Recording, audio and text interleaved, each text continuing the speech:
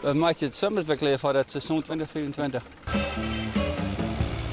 Maar in feite heb ik 54 man vrijwilligers. En die komen in één zaterdag per jaar en dan ben je er even nou. En er gaat er gewoon bij, van mij hou je dat we al 3 jaar gaat dit al 24 hier door. En van die mensen is het een soort, nou, soms is het een reunie, hè? Ja. Dus we komen maar 1 keer per jaar, dat is hier, hè?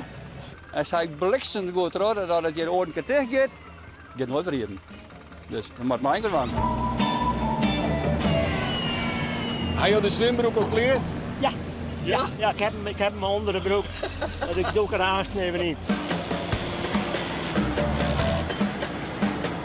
Dan heb ik een mooi bordje met mijn trekken. Ja, een mooi oude trekken kunnen. Heel hard ding, heel hard ding. Heel stoer ding.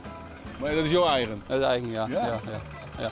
Maar zo, hij zit wat duct tape op hier en daar om de gaten wat tegen te houden. Maar technisch is het een heel mooi trekken nog. En daarom is het een heel hard ding, maar dat gaat de skik van. Gewoon nog die beide bulten nemen omheen. Dat vind ik mij leuk. En dan gaande bij het seizoen dan kom ik hier een beker op miljoennacht.